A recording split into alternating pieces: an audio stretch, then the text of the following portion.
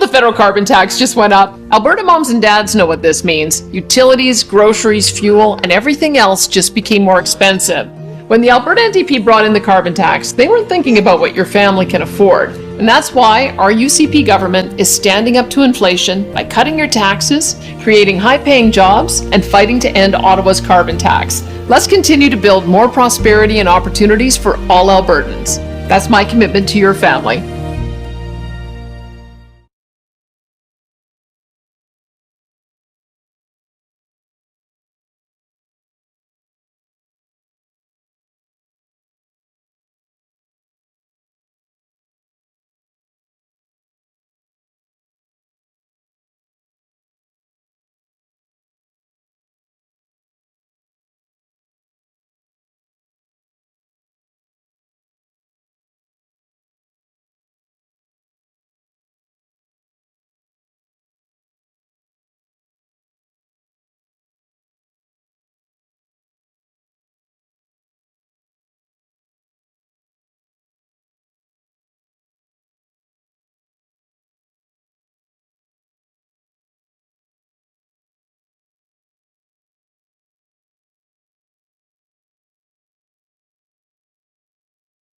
It's absolutely true that the NDP did bring in, under Rachel Notley, the Climate Leadership Plan. And with the Climate Leadership Plan, one of the things that we saw with the Climate Leadership Plan was the expansion to more consumer-based carbon taxes. Now, why did this happen? It happened because the federal government said, hey, you know what? The planet's on fire. We should do something about that. We keep having these extreme weather events that cost us billions of dollars. Calgary's had a couple. That's not cheap.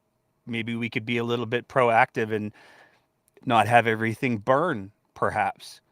And you can go back and forth on whether or not you were in love with the NDP carbon tax, the Climate Leadership Plan. There were for sure some things that maybe needed to be adjusted. But here's the big thing that we have to remember about the NDP's carbon tax. If Alberta hadn't brought something in, then the federal government very clearly said, well, we'll bring in our own thing then. The check was in the mail either way. One way or the other, Alberta was going to have to make some major changes to the carbon reduction plan. Now, Alberta did. It went to the federal court, the Supreme Court, and they said, hey, can they do this? And the Supreme Court said, actually, yes, they can. They're allowed to. Sucks to be you guys. Figure it out. Jason Kenney got elected, and he said, you know what? I'm going to get rid of this carbon tax because I campaigned on it, even though having a made in Alberta solution did give Alberta control over all of the money and where it went. We gave that up because blue trucks or something. I'm not sure.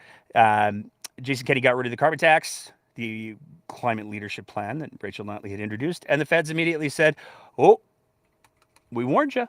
Now we're bringing in the federal one. And so there is now a federal carbon tax, and it does gradually increase over the next few years. Now, there's some things that we have to bear in mind when we're talking about these gradual increases. So the price of carbon has increased to $65 a ton. And that sounds very abstract, quite frankly. $65 for a ton of carbon. For what does a ton of carbon look like? What is that? How do you fit that in a box? It's a very abstract number. But here's the thing that you also have to realize. With the carbon tax increases, the carbon tax rebate has also increased. And this is where things start to get a little bit complicated, because depending on how you choose to look at it, some people are going to end up not getting back all of the money that they pay via carbon tax. Absolutely true. But it's overwhelmingly the more wealthy people. Now, for Alberta, it gets a little complicated because here's a hard truth. Brace yourselves. We're actually doing okay. We're doing better than the vast majority of the country. If you take a look at Alberta, where we stand, we're making more money than the average Canadian. Our quality of life is better than the average Canadian. We always celebrate. We're like, hey, you know what, Alberta, #1, and it's true in a lot of ways. But that also means that we've got more money and more disposable income. More disposable income means we're buying more sea-doos or ski-doos or boats that make carbon. So it costs more to use those things, because the whole point of the carbon tax is to try to change people's behavior. Now, there are some places where obviously you don't get much of a choice. We're talking about rural Alberta. That's one of the reasons why there is a bump for rural Albertans. But here's a big thing to take away. There's an economist. He's been on the show a couple times. Super smart guy, way smarter than me. And he's actually taken a look at this stuff. That's the wrong graph. Whoops. He's actually taken a look at this stuff. And what Dr. Toom, I'll find the graphic and I'll throw it up in post, as they say. But what Dr. Trevor Toom has taken a look at is he's spaced out all of the increases over all of the different cost areas. And it turns out, for the overwhelming majority of people, the overwhelming majority of Canadians, you get more than you're paying out. I think I might have found me the graph right here. Yeah, there we go. So here's the graph right here. From Dr. Trevor Toom, carbon taxes rose to $65 a ton today. Here's how that affects the average household based on Alberta. Thanks to extensive research by others, we know the effect of food prices. I use carbontax.costs.ca and find roughly $1 a month more for food. The higher rebate compensates. So it goes through. Here's what the previous costs were. Here's what the increase to the costs are. Go to the far right side of the graph. We've got the new costs, and then we've got the new rebates. And you can see the new rebates graphy thing is bigger than the new costs. So the average household in Alberta is still, according to an economist who's way smarter than me, it appears to be coming out ahead. So that's not an entirely bad thing. But a lot of people are like, well, what do the numbers actually look like? Let's take a look at what those numbers actually look like. So the Alberta program, because it is specific to provinces, the Alberta program provides an annual credit of $772 for an individual, $386 for a spouse or common law partner, $193 per child under 19, and $386 for the first child in a single parent family. We talked about rural Alberta a second ago. This is where they fit in. The CAIP includes a rural supplement of 10% of the base amount for residents of rural and small communities. Here's what it basically works out to for a family of four. You're going to get quarterly payments. They're going to be about $386 for a family of four. 386 times 4, there's your total for the year. Now, like I said, for people who travel a lot, for people who have the toys and the toy haulers and all of the things, absolutely. You're using more gas, you're going to pay more. And I get that that sucks. But here's the other piece of the problem. We do have a carbon emissions problem. Alberta is the biggest carbon emitter in the country. We always like to talk in Alberta how we're leaders. We're in charge. We're going to show Confederation. We're going to, as Danielle Smith likes to say, we're going to educate the rest of Canada how Confederation's supposed to work. This is how we do it. It's one of the ways. We have behaviors that need to be changed, and it sucks, but it's the reality. For the people who are better off, it's going to hurt a little bit more, but you're better off so you can absorb it a little bit more is the idea. But for the average Alberta household and people who are making below the average Alberta household income, you're still coming out ahead. So there's that. But speaking of, we're gonna jump around a little bit because that graphic was in the wrong place, and we're gonna go right to the new polling numbers. So there's a new poll out from Innovative Research, and it is it's a little bit interesting. So we're seeing the NDP 40%, UCP 39%. The Alberta Liberal Party, in a fascinating twist, is apparently at 7%. The Green Party of Alberta is at 6%. The Alberta Party is taking a hit there. They're down to 5%, and the Wild Rose Independence Party is at 4%. So here's the thing, as we always say with polls, it's a pretty small sample size. We're talking about 404 people online. We're going to see more and more and more of these polls as we ramp up to the election. That much is pretty inevitable. But one of the things that we can look for in the polls is A, who's doing the polling, how are they doing it? And the other piece is, how big is the sample size? It's not a huge sample size. We've already pretty much clearly established the one pattern that we've seen across the province is it's going to be battleground Alberta is going to be battleground Calgary. Let's talk about jobs for a sec. Alberta's making some jobs. Some folks are getting some new jobs. Jason Kenney. Very exciting. He's been appointed to the board of directors for ATCO. He's got a pretty extensive political reference. I think he's a good example, perhaps, of how in Alberta you don't necessarily need a post-secondary education to make millions of dollars a year. You just have to be extraordinarily lucky. The bad news about jobs, though, is The Last of Us, which was a fantastic show, and it has given me some wonderful metaphors and analogies that I've been using over the last couple of weeks. I can be topical, too. And there was some news that broke about The Last of Us that's not great for Alberta. A lot of people who play the games, I'll be honest, I haven't played the games. I don't know anything about the games except there's, I assume, zombies and people running away from them. The Last of Us announced that they're going to be filming the second season in Vancouver. Now, this is, as many people touted, you know what? It was a huge infusion of cash into the Alberta economy. It was the biggest production in the history of Alberta, hands down. Well, it appears there's a little bit of let's go with debate as to whether or not they're actually going all the way to Vancouver, or maybe they're still going to do some stuff in Calgary. We don't really know. But what we did see was this tweet from a high-level staffer in the UCP government to Minister Brian Jean. He responded, they're doing over $100 million of filming in Alberta for season 2. I've seen the application.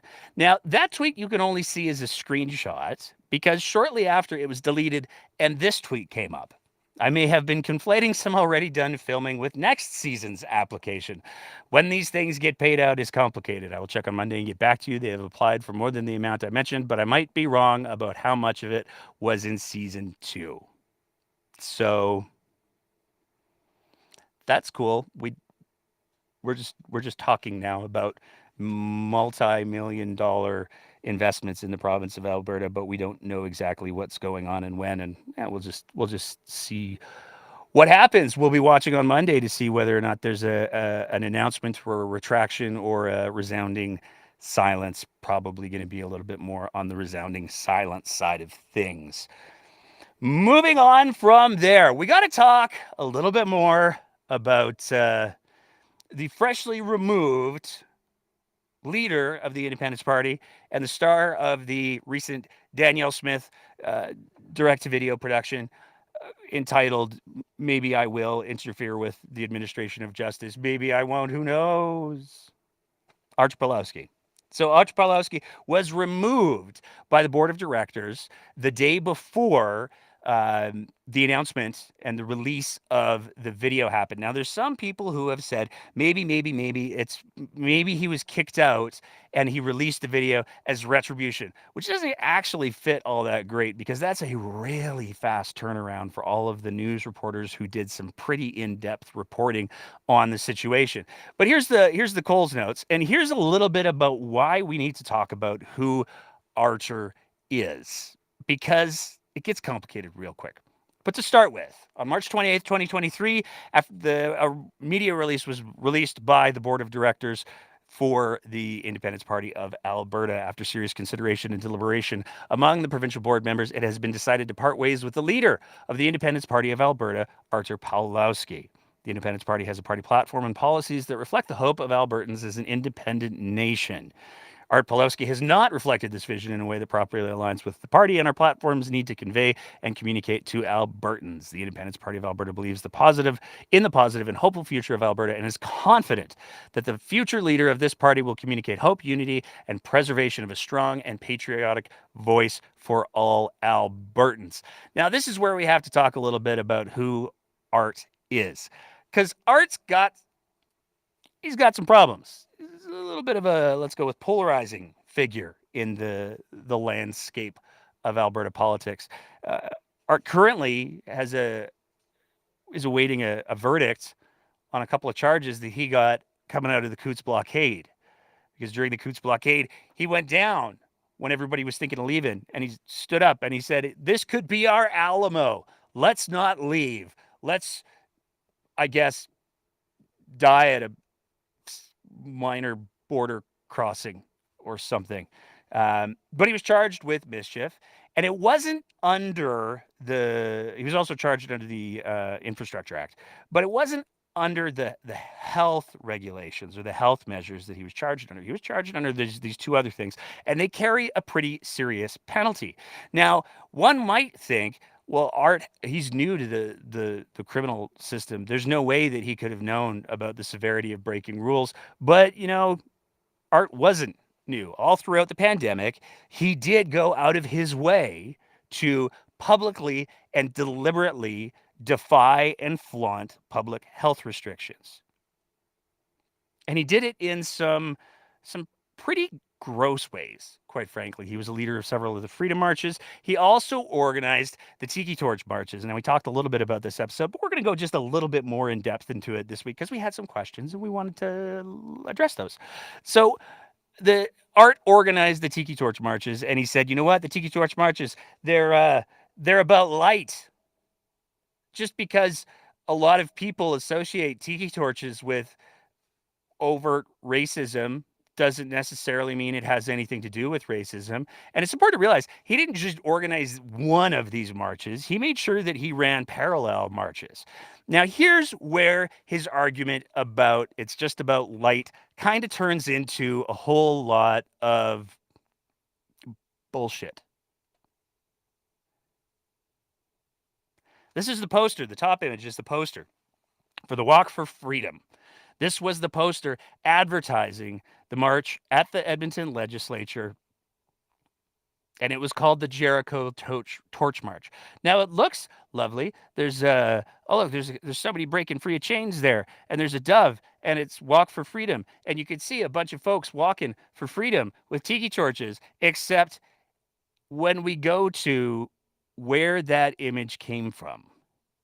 That image is of the Freedom Rally in Charlottesville in 2017 that saw people seriously injured and killed.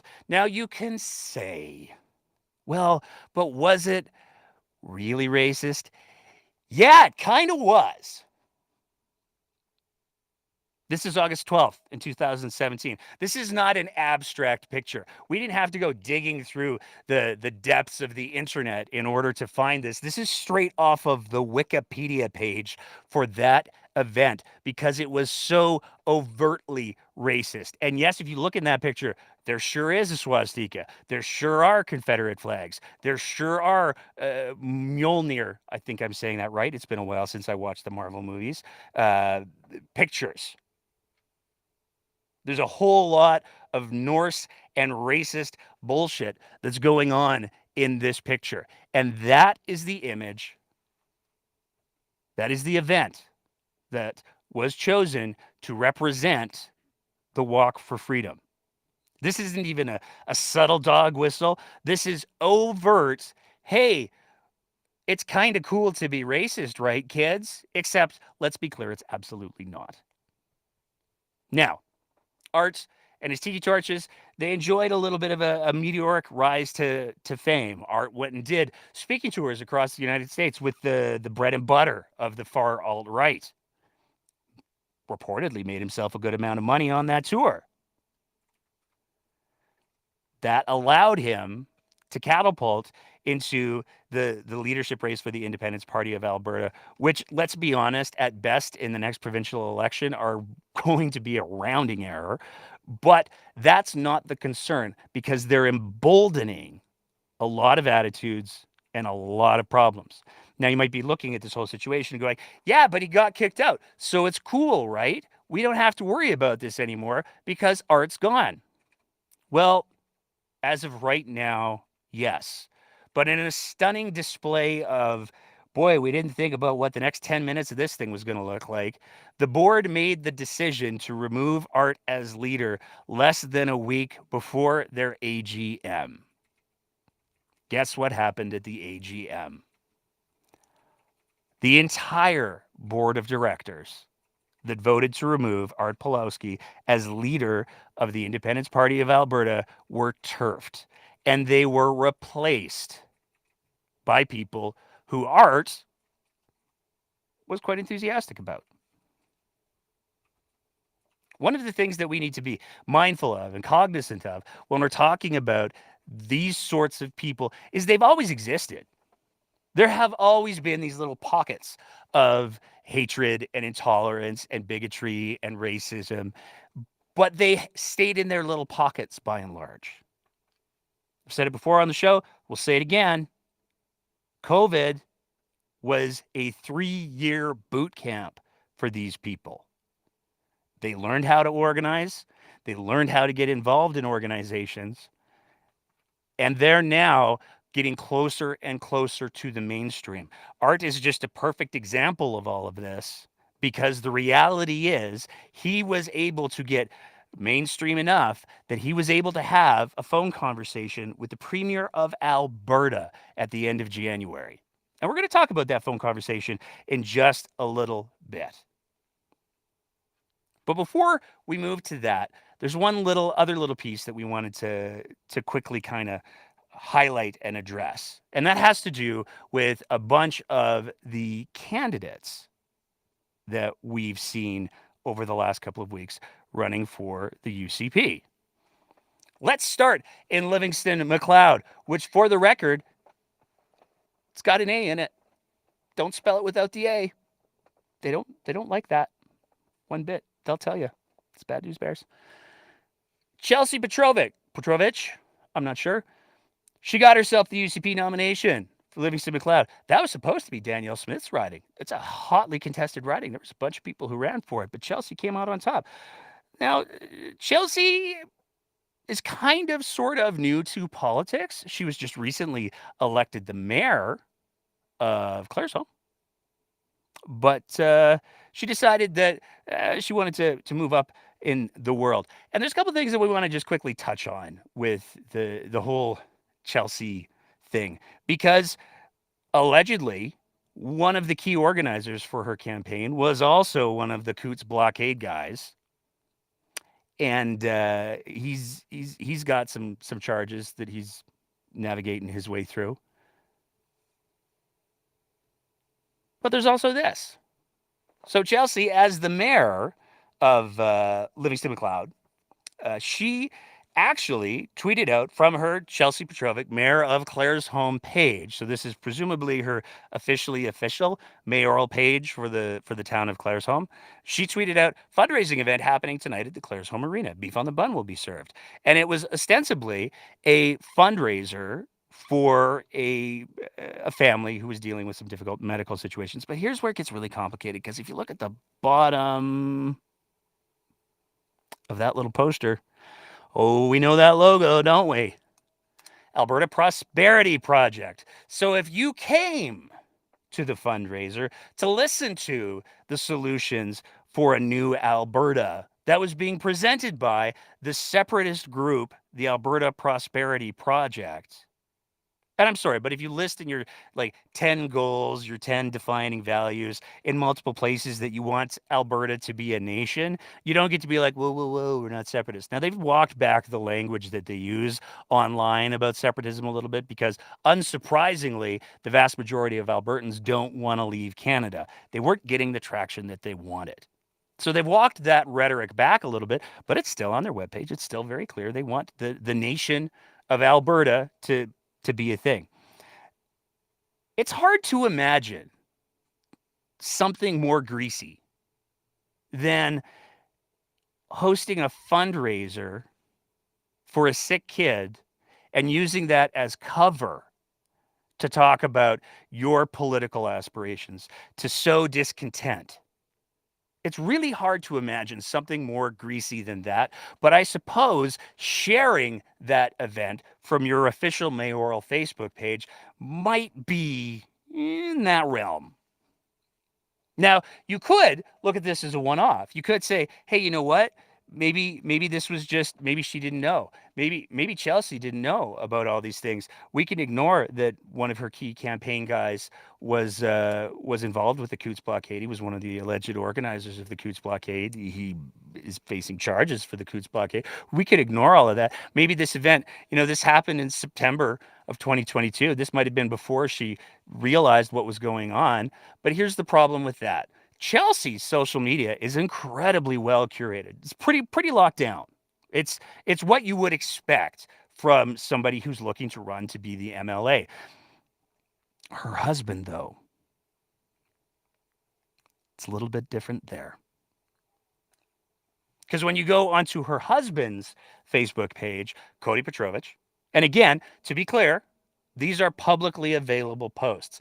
These are not private posts. We didn't create like a secret account or anything and get into his Facebook through some sort of surreptitious means.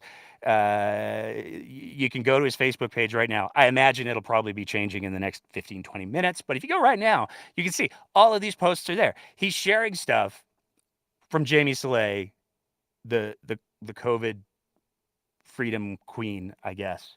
He's sharing posts where he's talking about the convoy. He's sharing pictures where he's actually in the convoy.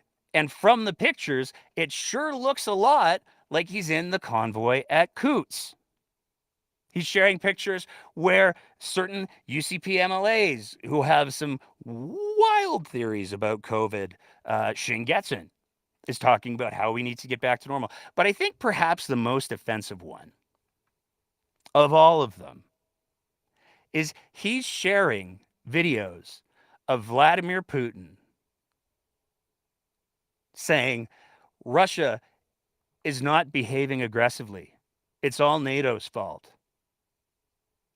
Russia had no choice but to defend itself against the Ukrainian threat. I'm paraphrasing a little bit there, but if you look at the center of your screen, you'll see it literally says, therefore saying, Vladimir Putin saying, therefore saying Russia is behaving aggressively is at odds with common sense. This is from March of last year, more than a month after the invasion of Ukraine.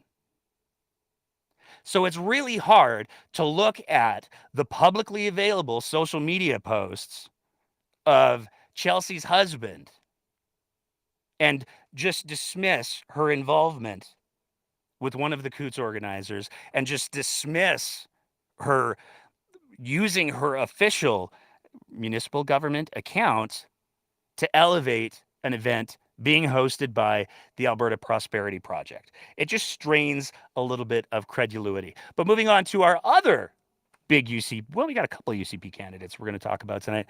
We got to talk about Miss Tanner. So you might remember earlier in the week, Tori Tanner, she the video kind of went a little bit, I think the kids call it viral, where she said some incredibly transphobic, homophobic things, and then also claimed that kids were being shown pornography in schools and that at kindergarten levels. Now, there's a couple of pieces that appear to require a little bit of clarification because judging from the bio that exists on Ms. Tanner's nomination website, she actually homeschooled her kids. So it begs a bunch of questions as to how would she even know what's going on inside of a public school if she homeschooled her kids. But above and beyond that, the Alberta Teachers Association was very clear. Everything that she said was untrue. Well, didn't take very long for that to resolve itself. The United Conservative Party on March 30th, just a couple days, released a statement of a statement. And the statement from Tori Tanner read, "My decision to run for office was rooted in a desire to make sure a UCP government was elected to keep Alberta on the right track forward. During the nomination process, I made a video that, at its core, spoke to my commitment to protecting children. However, it's clear that my choice of words have distracted not only from the issue I was trying to discuss, but are being used by my political opponents to hurt our chances of winning across the province. Accordingly, I have resigned as the candidate for Lethbridge West. I want to thank my supporters for encouraging for their encouragement during the process. Your blessing to me. I hope you will all continue to be remained in the political process." Now, a couple of things to highlight there. Nowhere did she say, "I lied." Nowhere did she say, "I spread falsehoods." And nowhere did she say, "I'm sorry." She said that her choice of words was being weaponized against her, which is spectacularly on brand for UCP comms, because when you boil that whole statement down, the essence of it is, I spoke imprecisely. People got angry. But it's worth noting, and this was one of the things that came up during the conversation as well, as we take a look at how I'm going to say the fringe is cordycepting its way through the UCP party. Tori's got a little bit of a history. The beginning of the pandemic, she actually sued CMOH and I'll read it. Her Majesty the Queen in Right of the Province of Alberta and the Chief Medical Officer of Health sued them because health restrictions. And I just want to read this one little paragraph here because it really just does speak to the entitlement. The applicant, Ms. Tanner, is a business owner in Calgary, Alberta, who lives with her eldest daughter. Christmas time and family time are extremely important to her, and the CMOH orders are prohibiting her from gathering together with her family. Well, that's true. All Albertans experienced that because there was a pandemic. There was a natural disaster on a global scale. Everybody missed out on all kinds of different events during the pandemic because it was a natural disaster.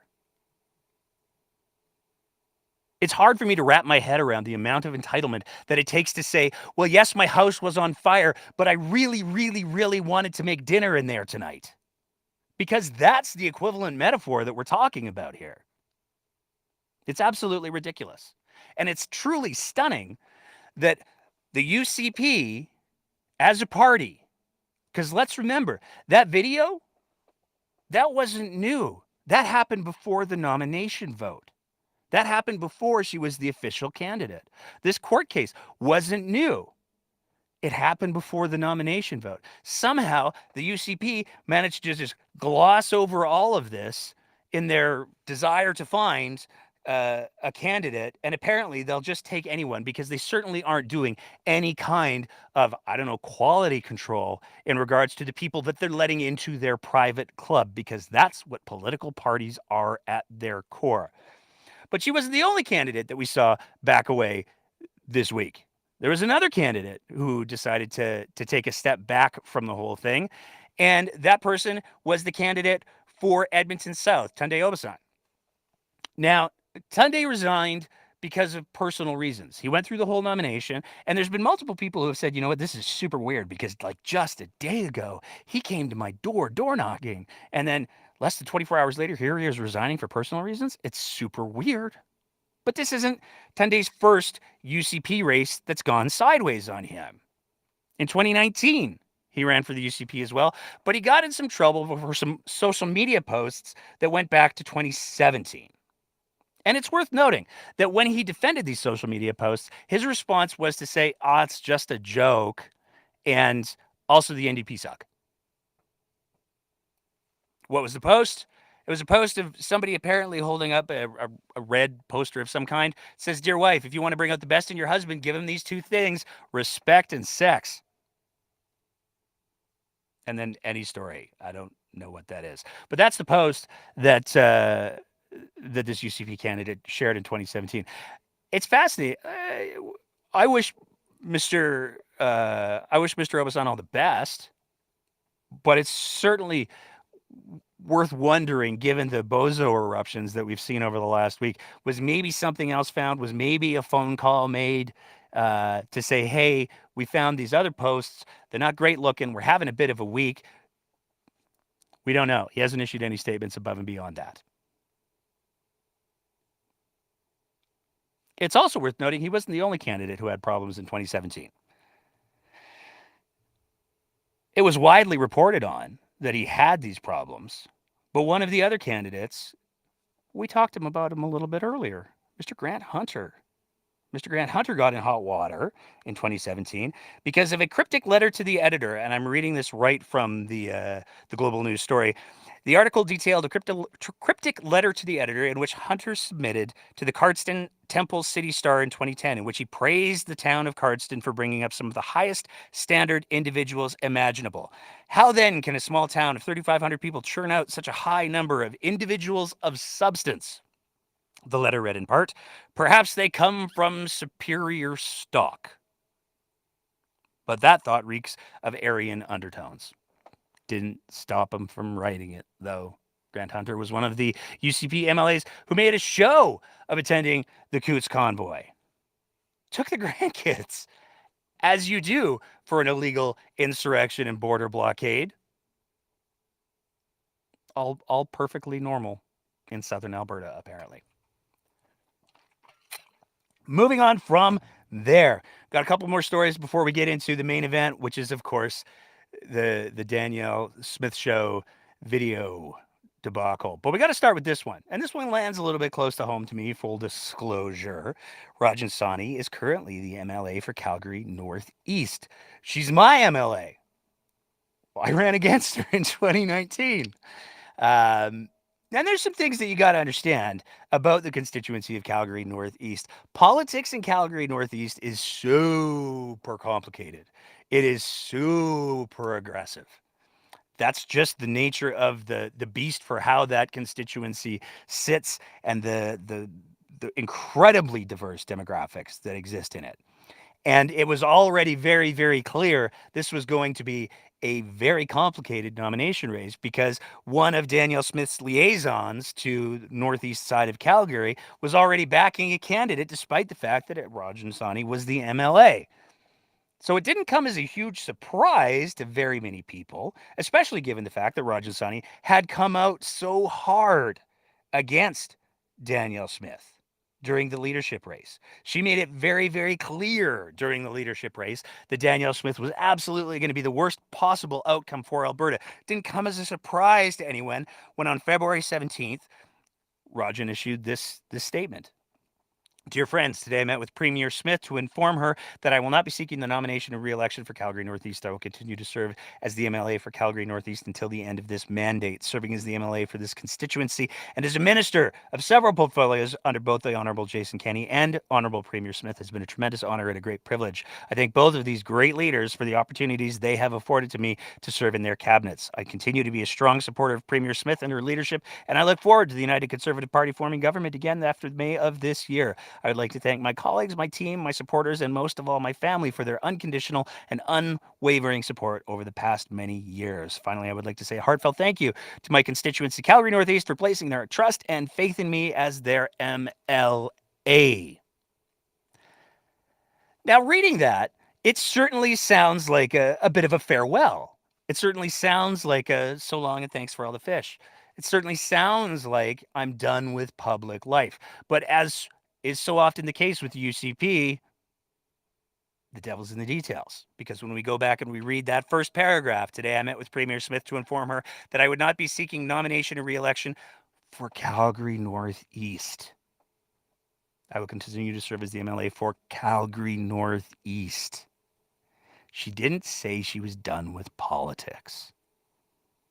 And we saw how that played out this week when shortly after Sonia Savage had announced her intention to leave politics, the UCP announced that Raj Singh was being appointed the new candidate in Calgary Northwest. So maybe we're just working our way to all four of the quadrants. Who knows? But the press release from the United Conservatives read in part, United Conservative Party leader, the Honourable Danielle Smith, has named Raj Singh as the UCP candidate in Calgary Northwest in the upcoming election.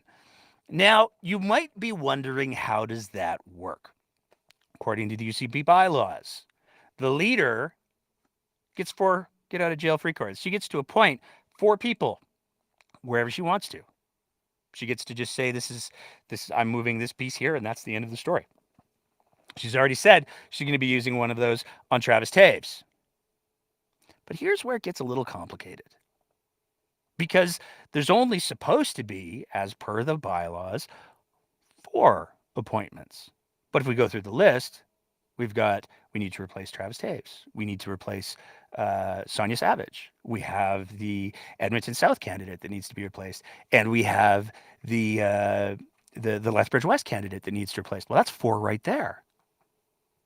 But somehow, earlier on, both Danielle Smith and Brian Jean were appointed as candidates for their respective constituencies. They didn't have any kind of nomination race. And the justification that the party provided at the time was, well, it's because they just finished a by-election, so, why bother? There's not actually any written mechanism anywhere in the UCP bylaws or constitution that say if somebody just recently ran in a by-election, they don't have to have a nomination in that constituency. Doesn't say that anywhere. What it does say is that the provincial board, as it deems necessary, can make up whatever rules they want. It's fascinating that for the party that prides itself on being the rule of law party and being the party of standards and principles and all of the things, they include clauses that basically say, you know what, even if it's months before an election, as it was when Brian Jean and Danielle Smith were both appointed candidates, we're gonna pick the ones that we like.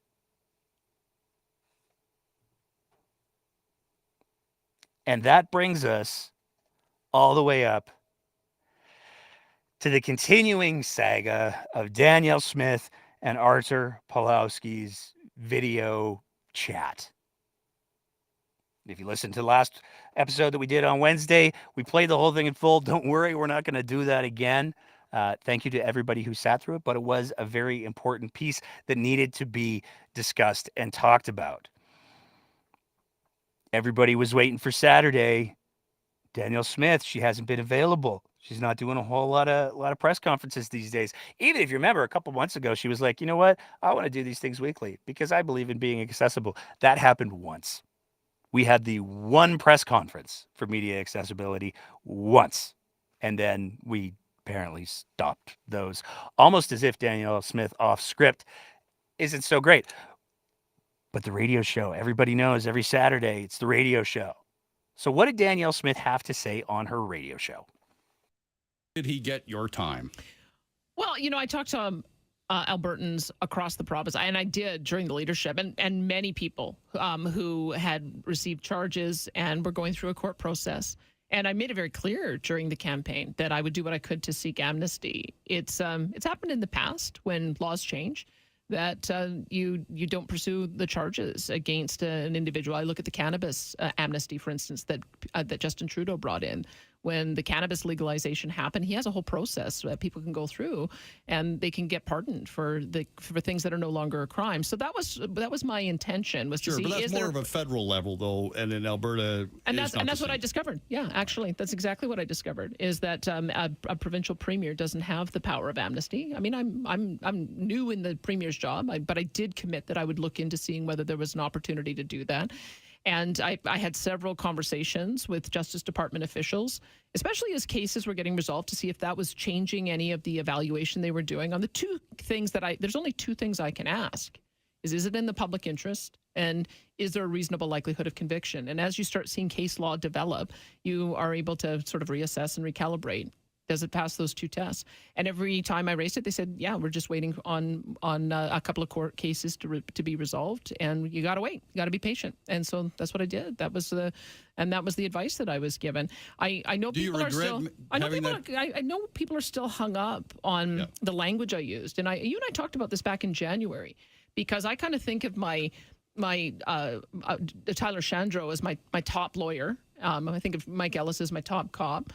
So I was using imprecise language. Every communication that I had with my department was with my officials. It was appropriate. Yeah, and it was through proper channels. Through proper channels, yep. I can only talk to department officials. I did. I raised the issue. I kept a campaign promise. I was told there was nothing we can do. We had to wait for the court process to play out. I checked one last time. I was told the same thing, and I haven't raised it again. So how did Mr. Palowski get you on the phone? I have a mutual friend who asked if I would do a 3-way call. So my friend called me, and then he called him. That was the only conversation I had with him. Do you regret that decision now? Well, look, you never expect that you're going to be surreptitiously recorded in any call that you have. I do lots of phone calls, and, now I ask when I'm having a phone call with somebody, are you recording me? but people should feel comfort that I say the same thing in a call that I'm being recorded on that I don't know about that I say to you on the show. It was exactly the same conversation, is that I looked into it, found out I don't have the power of amnesty. There's a lot of confusion, I think, that people have about how our court system works versus the Americans. I used imprecise language in referring to my Justice Department officials. We're waiting for the court case to play out, and that's where we find ourselves today. Now, there's so much that I love about that little closing rundown of all of the pre-planned talking points, because you could tell just in the way that she rattled off those last 3 things. I spoke it precisely.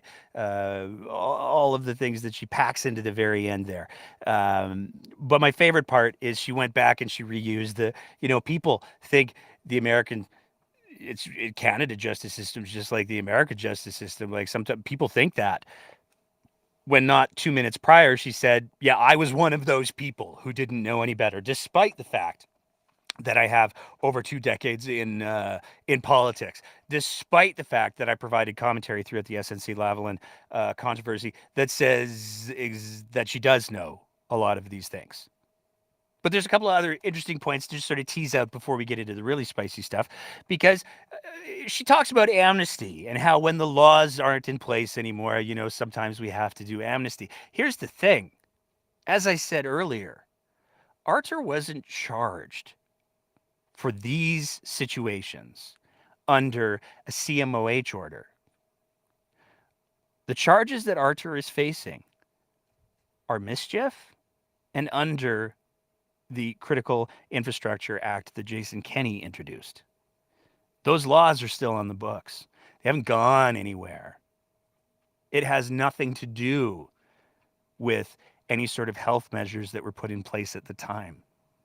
So even if you want to say, well, these court cases, we got to see how they play out, it doesn't change the fact that those laws are still on the books. So she's misrepresenting things already, which is either something that she's doing willfully, or it's something that she's doing because she doesn't know any better, which is deeply horrifying because, as she said, she's getting all of her legal advice from the very, very best people. She talks to her Minister of Justice, Tyler Shandro, all the time. He's setting the record straight. As we heard from the phone call, she relies almost entirely, though, on Rob Anderson, her executive director of her office, to provide her legal advice. The same Rob Anderson who presumably, while Danielle Smith campaigned on amnesty that isn't a thing, never said to her, oh, by the way, that's not a thing.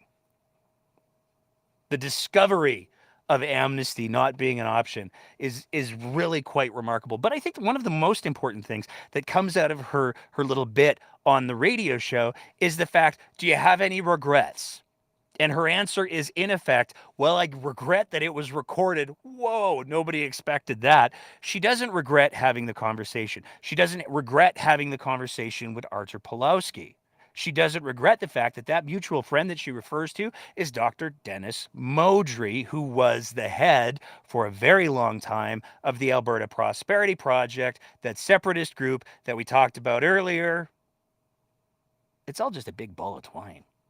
It's all so messy, but it's the same names that keep popping up again and again and again and again. Well, to really get the full flavor of the week, though, we have to go to the press conference that Deputy Premier who's got some experience in attempting to interfere in the administration of justice. Casey Pajou, he wanted to do a camping show, apparently. That Premier in the clips that you guys are sharing talked about prosecution. But if you understand how our system works, and many of you in the media are very much aware of how our system is designed to work, but you are ignoring how the system is structured to work and focusing on Premier's reference to the word prosecutors and prosecution. The Premier cannot, let me be clear, the Premier or cabinet ministers have no mechanism to speak with prosecutors. So let's unpack a couple of things there before we move on to the second Madhu clip, which is just, it's my favorite because you'll see in a sec. You know, Madhu's criticism there is, you know, media, you know how the system works. Just because Danielle Smith made, and he calls it a reference, but let's be clear, we have now 4 recordings where Danielle Smith has said that she spoke to prosecutors directly. That's literally just a matter of fact. So it's not a reference, it's references. But his thing is, you guys, anybody who knows how the system works would never say prosecutors. You guys should know that because that's how the system works. So apparently, Casey Madhu's argument is that the media should have a higher level of understanding of the powers that are available to the Premier than the Premier herself. It's a fresh hot take. Not as good as this one, though. Question for me in all of this stuff that is being leaked right now is whether or not the Premier was appropriate in her conversation with the Justice Department and her senior justice officials, and the answer is no to any objective, reasonable person out there who have taken a closer look at the recorded video that is circulating. So the question that Mr. Madhu has been asking himself since this all started is, did Danielle Smith act appropriately? And the answer is no. I haven't seen the statement coming out about him speaking imprecisely yet, but I assume that's going to be the cover because otherwise it was just a rare Freudian moment. But coming off of the heels of Mr. Madhu's press conference, there was another press conference that took place. This was a press conference where the leader of the opposition, Rachel Notley, came out, and she came out swinging. I've said it before. I'll keep saying it again. Rachel Notley and Danielle Smith are the polar opposites of each other. Danielle Smith, on a script, crushes it. Take the script away from Danielle Smith, that's when she gets herself into trouble. Rachel Notley with the script sounds like she's doing bad voiceover for some low-budget cartoon. But if you take her off the script, Rachel Notley off the cuff, that's something else. Today, I asked the Deputy Premier whether it was appropriate for the Premier to be taking a call from someone awaiting trial. And he said that the Premier is free to speak with anyone she wishes to speak to. What do you make of that response? And what, if any, concerns do you have about leadership of this particular party and their judgment in particular? Well, the comments by the former Attorney General, who failed upwards to Deputy Premier after being kicked out of his job because he claimed it was okay for him to call the Chief of Police about his own traffic ticket, who was then contradicted by a judge who did an independent review, quite frankly, are not the comments that are worth an ounce of anything when it comes to determining who has done anything appropriate or not appropriate in this province. He has no credibility on this matter. It shows the fact that he's the Deputy Premier, quite frankly, doesn't reflect well on the judgment of this Premier. The fact that he would say such a thing doesn't reflect well on his judgment. But most importantly here, the real issue is the leadership of this province. It's the Premier herself saying these things, not understanding how profoundly troubling they are, what the consequences of these things are, what their implications are for a parliamentary democracy and the system of justice in our province, and then hiding from the people of Alberta. It's just not acceptable. Pretty straight to the point there. Hard to get confused. And she's not wrong. We have a clown car government that is doing a god-awful job of using words. And it's not like the problem of using words is a new one for them. We've seen Danielle Smith having problem using words since she was first elected. Even before that, we can look at the leadership race and go, oh, there's volumes to be written about the dumb things that Danielle Smith has spoken imprecisely on. But here's the fundamental problem with all of that. Speaking imprecisely is not an excuse that we should be hearing repeatedly from the Premier of Alberta.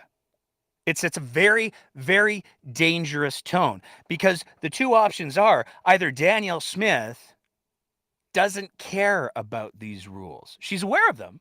She just doesn't care about them, and she's choosing to run all over them, or she's just that incompetent. And she's surrounded by so much incompetence that nobody is able to speak to her in a way that she can hear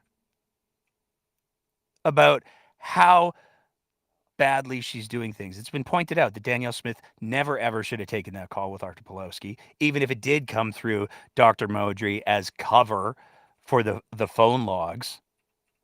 It never should have happened. There's real questions to be asked about whether or not Danielle Smith should even be taking calls from Dr. Modry. But he's now running for the UCP, so allegedly he's thinking about it. So maybe. She was on that call alone, which should have never, ever happened, especially given her pattern of behavior of speaking off the cuff and saying dumb things that are demonstrably false, which she knows better, by the way, because she's on record in several other places saying, well, I thought that I could do amnesty and then I couldn't. And then in other places, she's saying, everybody knows you can't do amnesty. That's an American thing.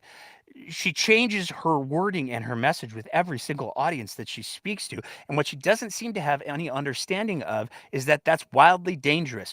Or she does. And that's even more dangerous. And the leader of the opposition made no mistake of clarifying that. What kind of system, you're a political scientist, what kind of system do we have here where if the government can interfere in criminal cases, call whoever they want, if they deem it to be in the greater good as they define it, what type of political system are we operating under here? Well, I mean, we're on the verge of a Tin Pot dictatorship, but let's be clear, only if they don't step up and recognize the significance of the mistakes that they have made, and they must do that. But it is. I mean, you start ripping apart the fundamental tenets of democracy, you move into dictatorship. It's that simple. It's a dictatorship on the basis of, as Mr. Madhu suggested, the discretion of the Premier. That's not how democracy works. There are always constitutional limits on the rule of the majority within the democracy. Those limits are provided by the judicial system and by the Constitution as a whole. That's the way our system works in Canada. Otherwise, you would have the majority overruling the fundamental rights of the minority all the time. And so that's how a democracy works in not only Commonwealth countries, but Western democracies around the world. And so Danielle Smith is either, incredibly uninformed about her roles and responsibilities, or she is intentionally lying to the people of Alberta about what it is she thinks she's able to do. Now, Ms. Notley was a little bit more generous, I think, than perhaps the situation warranted. Because here's the problem with, well, she's misinformed. It's very generous, olive branch to extend to the current Premier of Alberta. Maybe she just doesn't know these things. But the problem is, it's demonstrated that she does. It's demonstrated that there are people around her who can and should be providing her correction.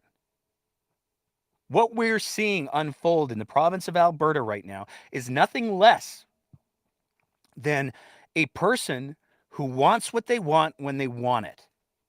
Period. And she's being emboldened by a variety of people who also want what they want when they want it. And this is profoundly dangerous for us as a society. Because at the end of the day, if we don't recognize that some of the things that we do in society, we do and we don't want to, but we do so that we can have a society. If we don't recognize that, we're in a lot of trouble. Let's be really clear here. There have always been pockets of people who have bigoted views, racist views, prejudiced views, superior views. They have always existed. They always will. These groups don't care who they hurt as long as they get what they want. And historically, we've done an improving job of keeping those things in check. But it doesn't happen because nobody does anything. I was watching a clip where Jon Stewart was talking just a little while ago, and he was talking about how there's this saying that the moral arc of history bends towards justice. But it only does that because there are people pushing every day. And when one of them drops off, somebody else comes and pushes every day. But the particularly relevant part to what Mr. Stewart said about the opposing side is where Alberta needs to be paying attention. Because there are other people who are trying to bend it away from the principles of justice, away from the principles of democracy and of fairness. That's just the reality. And right now, we have a provincial government that is allowing them to do so largely unchecked. Danielle Smith has not condemned Arthur Palowski. Danielle Smith has not condemned Tori Tanner. She hasn't condemned any of these people or the bigoted views that they continue to bring to the forefront. And that's why it gets so very important for the rest of us to do it. That's pretty much all of our planned content for the evening. I've run my way through the entire script. As always, I want to open it up to the floor, the Twitter Spaces, if you will. If there's anybody who is on Twitter Spaces right now who has some thoughts, if you want to tell me how I got something wrong, by all means, hop on the Twitter Spaces right now, and you can tell me exactly how I got it wrong. I'm going to vamp for a minute or two while we wait to see if anybody raises their hand. Otherwise, we'll probably be calling it a night right here. So I'll do the obligatory Patreon plug right now. As always, it's so hard to do it when in the middle of the show when I'm trying to buy time in case anybody does want to raise their hand on Twitter Spaces. But here's the bottom line. At the end of the day, we're able to do the kind of content that we do because of two things. Now, historically, I say the support of our Patreon supporters, and that's absolutely right. But there's something that I want to add on to that, and I'm going to try to add on to it on a weekly basis. It's the support of everybody who listens to the show, everybody who engages with the show, everybody who engages with us on social media, because there is so much stuff that goes on. And if we didn't have the most amazing audience in the history of everything, sending us multiple DMs a day, sometimes an hour, there's lots of stuff that we wouldn't catch because everything moves so quickly. And it is such a big fire hose of bullshit that's being sprayed across the province right now. And the explanations that we get from the people who send us these DMs is why these things are relevant. I want to say we wouldn't be able to do it in the way that we do it without those folks. So to everybody who's been sending us stuff and engaging with us, I want to say a tremendous thank you. The other way that we're able to continue producing the kind of content that we do is, yes, this is the financial plug, because of our Patreon sponsors. So if you have a little bit of disposable income, if you don't, that's totally cool. Totally get it. I know that there's a lot of people who listen to the show who are in situations where they simply don't have the financial means to support the show they wish they could. That's not a problem at all. We're never going to paywall any of our content. You're never going to get less of the breakdown because you're not a Patreon supporter. This is the worst sales pitch in the history of everything. But if you want to help us to continue to produce the kind of content that we do, you can do that by signing up to be one of our Patreon supporters at www.patreon.com/thebreakdownab. $5 a month gets you the warm, fuzzy feeling of knowing that you're helping us to do it. If you're really feeling bold, you can tweet out that you just became a Breakdown supporter. I'm told that there's all kinds of politicos that pisses off to no end. But the other little perk that you get is you get early access to our upcoming interview episodes. We're going to be doing more and more and more of those. And in fact, it's probably going to be we do a live show, then we do an interview episode. We do a live show, then we do an interview episode because I really enjoy the interviews. So we're going to be doing more of the interview episodes. We've got one coming up this week. We're going to be dropping it on Wednesday night at 8 o'clock for the general public. But of course, our Patreon sponsors will have early access tomorrow. And that's going to be a conversation. You know, I sort of prefaced this a little while ago where I said, we have historically done some more, let's raise some awareness issues. And we have an amazing conversation coming up with Julian Fletcher, who's the program coordinator from the Tourette and OCD Alberta Network, about where we're going to dispel a bunch of myths. And there's plenty, especially about Tourette's.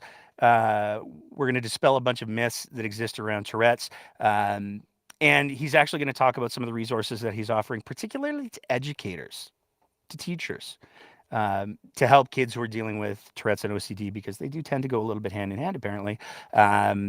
It's a fascinating conversation. I was really grateful that he was willing to have it with us. So we're going to drop that on Wednesday, but again, tomorrow for our Patreon supporters. And it looks like if there's one person that I was hoping would raise their hand, and I'm sure they're going to have some things that will transiently raise my blood pressure, as he always does.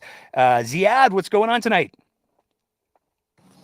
Oh, Nate, if your blood pressure is going high, maybe we can find some medication for you from Turkey or something like that. Is that an option? I hear you have to buy bulk, though. Yeah, well, although you get a super deal, though, if you do. Is it, though? I was just looking at a quote on this 5 million bottle purchase, and one of the latest excuses, I think this is from Alana Smith's article, is that buying 5 million bottles, or 14 years of national demand, gave us the best price. And, it's only twice the wholesale price and more than the retail price. So, I haven't added them to my thread yet, but there are some interesting revisions of the bought 5 million bottles sight unseen. The other one was, we bought 5 million bottles in order to get ahead of the queue of all the other countries that wanted this. But on the 20th of March at that London Drugs, Health Minister Copping admitted there was no other places to which this product was being exported. So what kind of a competition is it? You're buying 5 million bottles to get ahead of all the other countries clamoring at it, but there's no other countries that even want this stuff. So custom work is always more expensive, though. I'm sorry, go ahead, Nate. Custom work is always more expensive, though, when you're paying a company that doesn't typically make that product in that formulation to generate all of that product for no reason other than Danielle Smith wants it. You're basically getting a from scratch. It's like, I still homemade apple pie always costs more than the store bought. I still don't understand. I'm expecting there'll be an investigation, if not from a change in government, from the things that I've been pushing. But I still do not understand how you buy $70 million worth of product and then tinkle away another 10 million on top of that, sight unseen. How you can sign up to buy 5 million bottles of something that you haven't even looked at or held in your hand. You're just ordering this stuff off the internet. I think at the end of the day, the more, I know that there's probably some grift involved. I'm sure somebody's getting paid because none of it makes any sense. But at the end of the day, I think that a big part of it is we have a premier who thinks that she's able to find all of the clever solutions that nobody else can find. We got to remember, Danielle Smith is the same leadership contestant who was like, you know what we could do, though, to get around these federal travel restrictions? We could just deputize everybody as being ambassadors. That might work. And everybody who knows anything about the diplomatic corps immediately went, no, it won't, because that's not how any of this works. But she fancies herself to be this great creative problem solver. And I think that, you know, the more that I ruminate on this whole dumpster fire, the more I land on, I think this was Danielle Smith's big creative solution to the problem. Because when you say it out loud, it totally sounds like a Danielle Smith train of thought.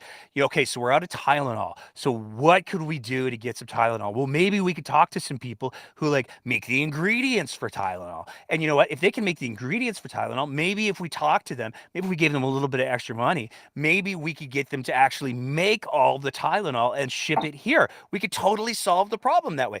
Tell me that doesn't sound like a Danielle Smith thing that she'd say on her radio show. So, she's the premier. I can understand this is the motivation of the senior leader. And, she has motivation like her predecessor to make Ottawa look bad. So I can understand wanting to buy 5 million bottles of acetaminophen and being able to, save the country. We were able to find this stuff in Turkey that Health Canada and the Canadian industry was not able to find, and we solved a problem. But on the execution, the part where the health minister and the officials in the health ministry are supposed to come through, they failed. So they didn't get the child-resistant caps. They didn't get the labeling right. They didn't get the concentration right. They didn't get the dosing device right. Pharmacists all over Alberta on a routine basis were compounding acetaminophen to the right concentration of 160 milligrams of acetaminophen per 5 milliliters of fluid. And this stuff from Atabey is 120. Why couldn't they order 160? That would have solved the concentration problem. Math is hard. The other thing is, the dosing device. Like, how hard is it to get an oral syringe? That's what you need in Canada. Why didn't making a custom order for 5 million bottles, why not get the manufacturer to put the oral syringe in? It's a custom manufacturing run. But they didn't do that, and now we have an unsellable product. I've talked to 2 pharmacists. I can't say, one of them is from London Drugs, but they will not sell this stuff.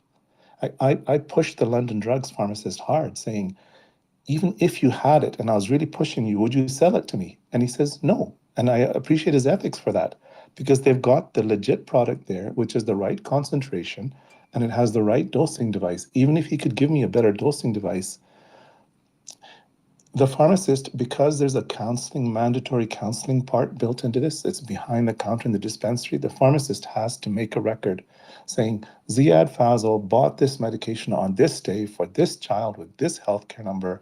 I provided counseling that this is the way Ziad Fazal has to adjust the dosage to account for the lower concentration. And I provided an oral syringe for Ziad Fazal to do this right. And the pharmacist has to cover his tuchus on this, because he's being paid to counsel me and give me a dosing device to make up for the deficiencies in the Alberta government's order of these things. And they bought 5 million of these things. So, they kill the retail product with their incompetence. I'm reminded of an expression that I use on occasion with an organization that I sometimes do some work with. And that expression is, yes, but is there a worse way to do it? And I think, looking at this whole situation, it's hard to not have that come to mind. So I'm going to choose my words carefully here, but the worst way to do this is because the motivation in December was really about enriching MH Care Medical. So we had this problem in October, November, December, where there was panic buying in Canada because there were shortages of acetaminophen.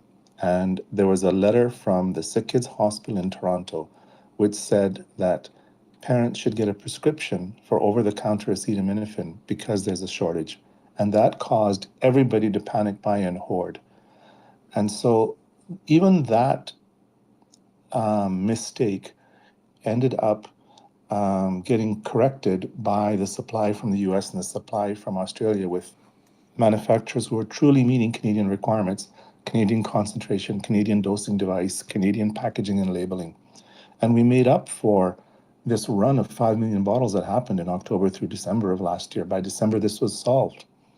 So what I see happen is the Alberta government decided to make their crony MH Care Medical rich by putting 500,000 immediately within a couple of months of 5 million bottles of deliveries to put MH Care in the position of being a distributor across Canada of this panic buying, of this empty shelf situation that wasn't getting resolved fast enough from North American suppliers. And like I said, I got to choose my words carefully here, but I think an inquiry has to look for kickbacks. Have you seen a campaign province on this yet? Like, this seems to me, this is one of those things where a campaign promise from the NDP to say, you know what, if we get elected, we're gonna look at this thing, and if there's hell to pay, we're gonna make sure it gets paid. Have you seen that yet? Because I haven't seen that. I have not. I'm a little disappointed in David Shepherd, the NDP health critic. He seems a little too passive. You know, he's a wonderful master thespian orator, but he doesn't hold the government accountable very well.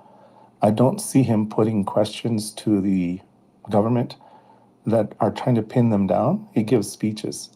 I've tried to contact him several times over the last number of years on different things related to health procurement, and he ignores it. And so I'm hoping there's a different, you can see it, for example, Raki Pancholi taking over questioning, which, you would handle. You do that way because you have a lawyer who's trained at asking questions of a witness. But I'd like to see more assertiveness from the NDP on scandals within AHS. They've got some cleaning up to do. They do. They for sure do. I just want to address two quick questions while I've got you on the line here in the comments, because they're kind of sort of related to what we're talking about. The first one is, and I want to make sure I get this right, Atabay Pharmaceutical was indeed started by Dr. Oz's mom's family. To the best of my knowledge, and this is where I'm going to lean on you here, Ziad, to correct me if I'm getting it wrong, and you know that I am. To the best of my knowledge, Dr. Oz's mom is no longer on the board of directors due to medical reasons, but the company is still, everybody talks about it like, it's Dr. Oz's mom's company. Am I getting that right? Yeah, so her name is Suna Atabay, and she married Mehmet Oz's father. So her married name is Oz, but it's the Atabay family that owns this. And I wouldn't say medical reason. I believe she's in her late 70s, and she's a millionaire, maybe billionaire. So she doesn't need to be on the board anymore. There are other members of the Atabay family that are in the management. It's not publicly listed. It's privately held largely through the Atabay family. And the nephew of Suna Atabay is the health minister of Turkey. And Health Canada is allowing this exceptional import of these medications because our CMOH has done an attestation saying we can't get them anywhere else. And the chemical approval for this acetaminophen from Health Canada is based on the Turkish Health Ministry's testing. So the nephew of the company's founders, his ministry did the testing of this product, and that's what Health Canada is taking as acceptance for the import.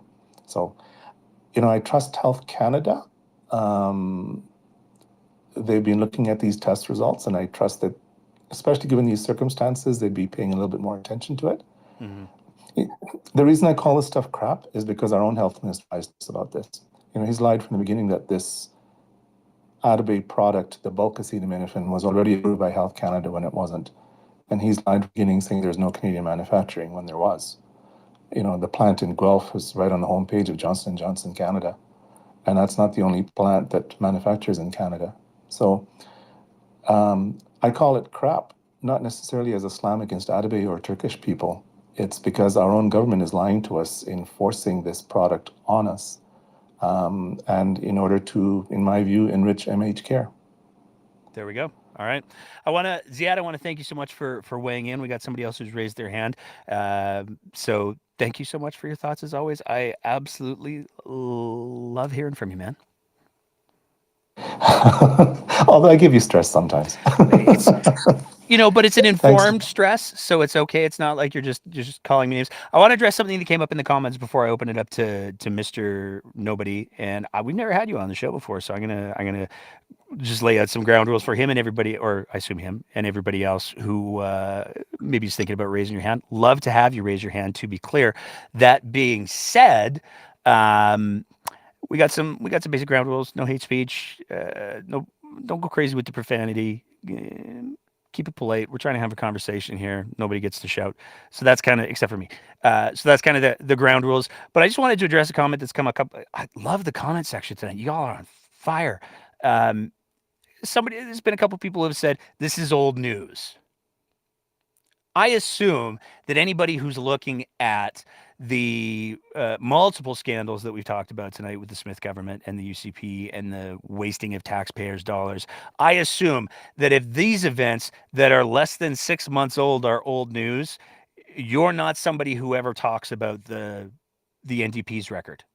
I'm just throwing that out there as a possibility, because consistency is critically important.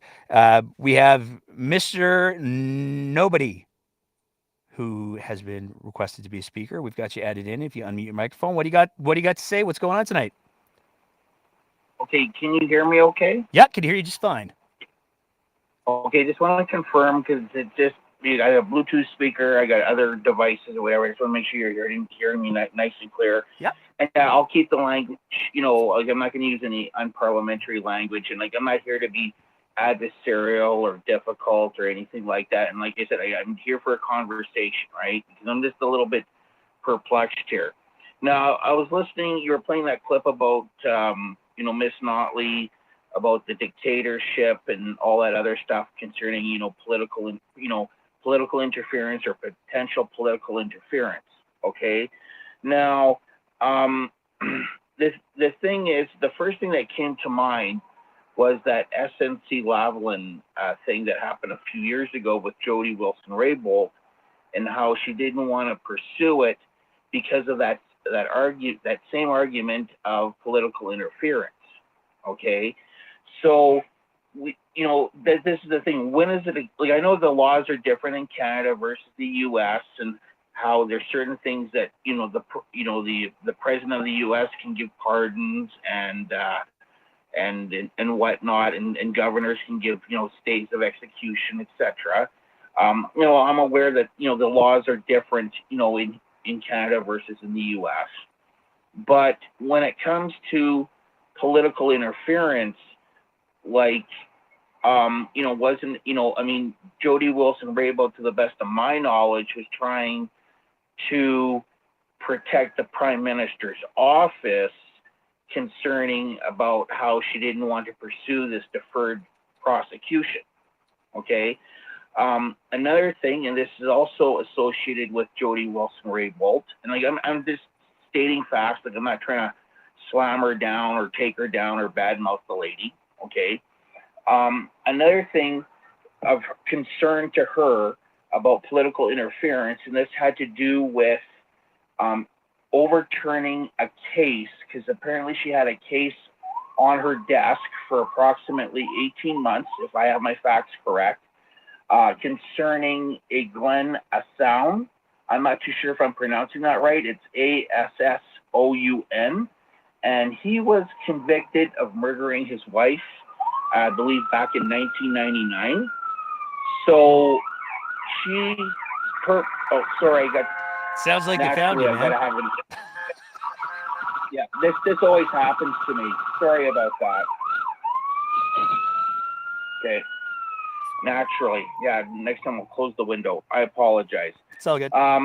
And she had had the case on her desk for 18 months, and she purposely ignored it. Okay. And then when Jody Wilson-Raybould was ejected from her position, it was somehow okay for David Lametti, the new justice minister, because that was like one of his first orders of when he took over the position, is to deal with this, Glenn Assoun person. Okay. And to be fair with Jody Wilson-Raybould, another incident happened in the past. under the Brian Mulroney administration with Kim Campbell, where it was the same situation about opening up a case or overturning a conviction concerning David Milgaard. Okay, And I don't know if the rest jump of you, in for a quick sec there, right? Mr. Nobody. So there's two things that I just want to sort of course correct on a little bit here. It's very clear that you're very passionate about the SNC-Lavalin situation, and that's cool. I don't have a problem with that. I'll be honest with you. This is an Alberta politics sandbox, so I can't speak with any sort of intelligence or authority on the whole intricacies of SNC-Lavalin or Jody Wilson-Raybould, just because following Alberta politics is sort of the all-encompassing beast that's constantly chewing on my leg. But I just want to. Are you trying to tie this back to Danielle Smith and these scandals somehow, or are we going down a rabbit hole here? I just want to make sure I know what we're talking about. Oh, I know that this has to do, with federally, and the thing is that I'm not trying to tie it into Danielle Smith. Okay, my theme or my concern or what I'm confused or perplexed about is when is it construed to be political interference in our court systems, and when isn't it, acceptable behavior to intervene, for lack of a better term, where it's socially acceptable, or if it's proper. It's to, not. When it It's comes not. to, There's no excuses for it. I'm not going to mince any words here with you, man. The bottom line is, if anybody overreaches on their power, or if anybody steps outside of the confines of what their power is supposed to be, they should absolutely face the full force of the law on that. I don't care this is not a partisan show. I don't care whose side, air quotes, you're on. The bottom line is that if you're reaching outside of your sphere, your defined sphere of influence, if you're trying to exert power or influence in areas that it's clearly legally defined that you're not supposed to, it's not accessible. I don't care if it's a conservative. I don't care if it's a liberal. I don't care if it's an NDPer. I don't care who it is. If you are trying to subvert the principal foundations of our democracy, then you need to stop and you need to face the full force of the law. That's the bottom line. I get really squirrely when people start to bring up these sorts of arguments, because all of a sudden we're not talking about what we were talking about. Now we're talking about the other guys and how bad the other guys are. I don't want to have that conversation right now, because right now we've got a problem in the province of Alberta where the premier of Alberta allegedly and apparently has no problems whatsoever with major overreach. And if for anybody who's followed the show for any length of time, you know that we've gone after the NDP with some conviction.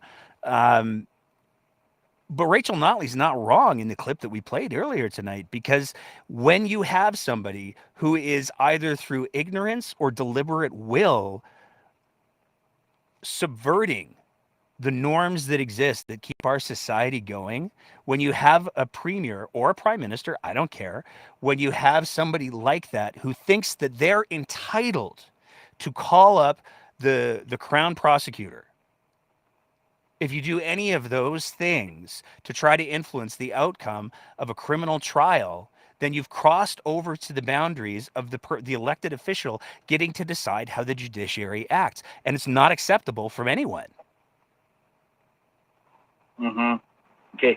Well, no, I'm not trying to be, I'm not trying to play any partisan games. I'm just trying to have some clarity in my own mind. Okay. Because I have listened to what, you have said through the show. I have listened to that, sound clip of Rachel Notley of what she was saying. Right. And I'm just trying to decipher for myself, when is it proper or acceptable versus when it's not acceptable. And I just wanted to give, these certain cases when it came to Glenna Sound and David Milgaard and happening here. Because I know that, your show is mostly within, the provincial tier of governance, and I get that. And it's I'm just mentioning other cases, and, these are applicable cases in Canada. I'm not trying to import other cases from other countries, okay? I'm trying to keep, it's Canadian content, even though I know you're more provincial content, because like I said, I was just trying to get some better understanding to clear things up of, well, when is it acceptable or when it's not. Now I know you're saying to me that it's not acceptable, doesn't matter what tier it is, but is there legislation? Yeah, where we've got a criminal code, man. At the end of the day, well, we've got a criminal code that's very, very clear that says how these things work. And the bottom line is that if we have that going on, if we have those clearly defined rules, if you want to function in that role, if you want to be the Premier of Alberta, if you want to be the Justice Minister, if you want to be any of those things, then you damn well better figure out what the rules of engagement are. Because if you go into a role that has the ability to wreak significant societal and economic harm on the population, and you haven't bothered to read the job description, you've got no business being in that role. So it doesn't matter. Yeah. Okay. Like I said, I was just trying to clear things up in my mind of when, and believe me, like I said, I'm not trying to be partisan. I'm not. I mean, I'm mentioning certain names, and certain names are associated with certain partisan groups, but I'm just giving you, these are real case examples. It's not fiction. I'm not pulling anything out of. At the end of the day, though, man, my abuse of power is abuse of power, and if I don't ever want to get to a place where I'm willing to overlook abuses of power because it's cool they're on my team, I can trust them with unilateral power. Power corrupts, absolutely. The whole reason why our system is designed the way that it is so that we have checks and balances in place. And I'm not, if I'm sounding passionate, it's not because I'm trying to dump on you, man. It's simply because it is beyond my understanding how we can find ourselves in a position where a current Premier of Alberta, who has the full force and resources of the government of Alberta, including all of the bureaucracy, including her right-hand man who's a lawyer, if she can't find her way out of the wet paper bag that is, here's what you're supposed to do, here's what you're not supposed to do, I don't even know how we got here. Yeah. Well, like I said, my theme is I'm trying to figure out what is, acceptable practices within the law, and what is construed as overreach or what's improper, and that's what I'm just trying to figure out in my mind, right? Yeah, no, I would encourage you to reference the legislation. Like, honestly, we have laws that clearly define this. Yeah. So I take a look at those things because it's pretty straightforward. Yeah. No, sorry, I'm not trying to overspeak here. It's just no social cues when you kind of do this kind of thing. It's like a Zoom meeting. Yeah, no, it's cool. But yeah, I mean, that's the thing that I want to explore or check out the applicable legislation when it comes to certain I wouldn't say irregularities, but unique cases like we've mentioned, right? And believe me, like I said, I'm not trying to be difficult or adversarial. I'm going to ask you to make it quick, just because we do have a bit of a queue of people who want to speak. So if you can fire through it, I'd appreciate it, man. Okay. Anyways, no. I'll just leave it at that, because if there's other people who want to have an opportunity to ask a question or to express themselves, I don't want to dominate the conversation any further. Okay.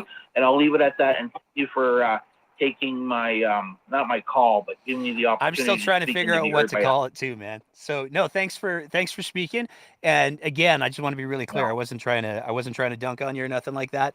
And I don't have a problem when the average Albertan doesn't have a full and complete nuanced grasp of what are the laws, what are the legislation. I don't have an issue with that. What I take issue with is when there are people who are claiming to be qualified to fill those roles who fail to do so. That's where I get frustrated. But I'm going to open it up now to the politics of I believe it's equity and disability. I could be getting it wrong. Disability and equity. Oh, I was so close. So close. What's going on today? Well, I just wanted to answer to some of that because I admit, because it was so long ago, it's a bit vague in my mind, but I do remember those cases. I was around.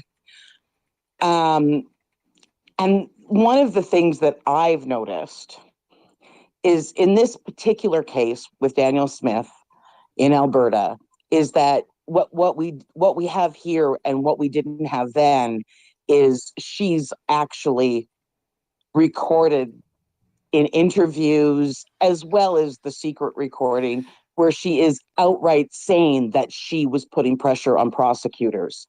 And There's a bit of a difference that there. to me is even more problematic than what happened in those other cases, is because we've got clear evidence of her saying that she was doing so. And then when she gets caught, she tries to backtrack. But the point is that she keeps saying it. And so that's where the questions, I think, really come in. Now, we really don't know, but I tend to take people, the first thing that they say is usually the thing that was the most honest most of the time. And when they have to backtrack only when they get caught, that's probably a clear indication that they're just like, oh, I got caught, maybe I should change what I'm saying. Yeah. And so that's my whole thing. And I totally loved the skip the dishes Kate Perry reference you made. They want when they want what they wanted. I can't sing that song anyway. Neither can I. But a little extra cheese on it. Nobody got it in the YouTube chat. But anyway, that's all I had to say today. Awesome. Thank you so much. I think we got Ziad, who is going to come back with some thoughts. Ziad, go ahead and unmute yourself. Share. You've already done the Tylenol thing. Are we gonna? What are you gonna hit me with next? I've got some suggestions for Mr. Nobody. Two Twitter accounts to follow. One is Sandy Grassino, who's a former federal Crown prosecutor. So she comments really well on cases like this and contrasting the Jody Wilson-Raybould case from the current case. Dwayne Bratt is another one who's very good at this. So this will provide some clarity and some understanding of the differences between those. For example, the SNC Laval and Jody Wilson-Raybould situation and the current Danielle Smith situation. The other point I'd like to make is that the Danielle Smith situation is very new. It really only picked up in January when CBC reported that there were emails going to Crown Prosecution Service from Danielle Smith's office putting pressure about these cases. And then, subsequently we've had a form of email investigation.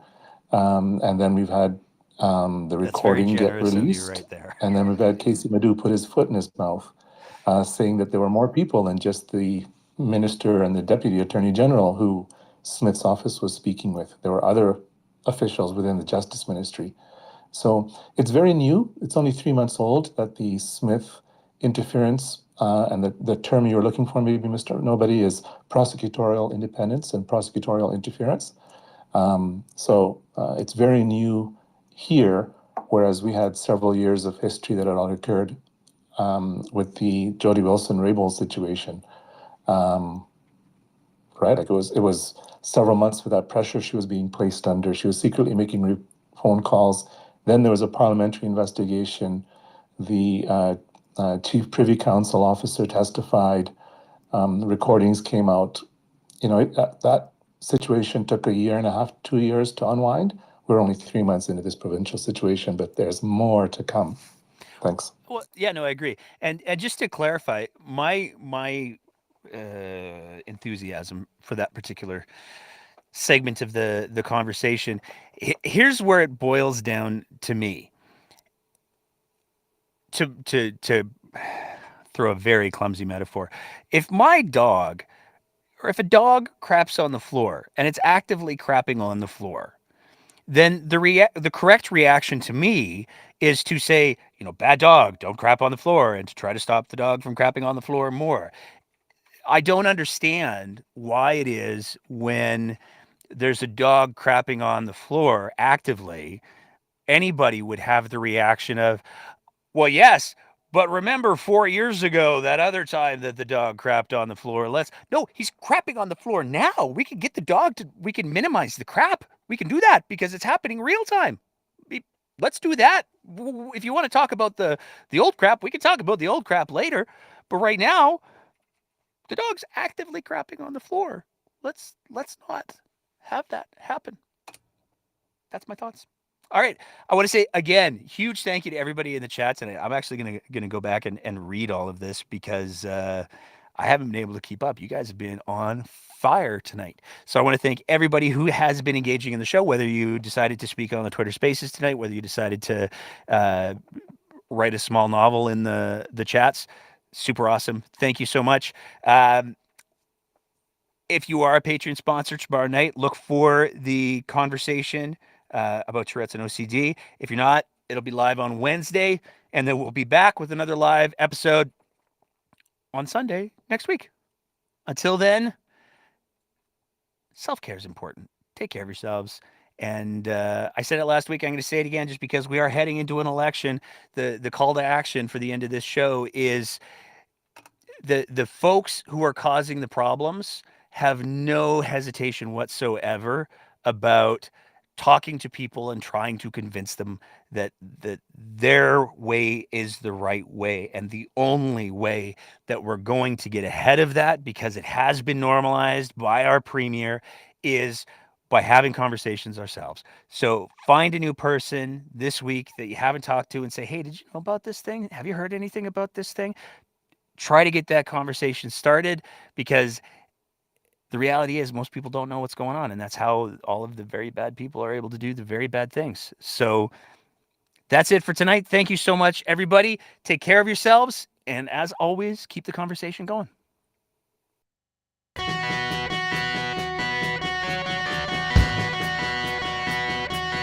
Thank you.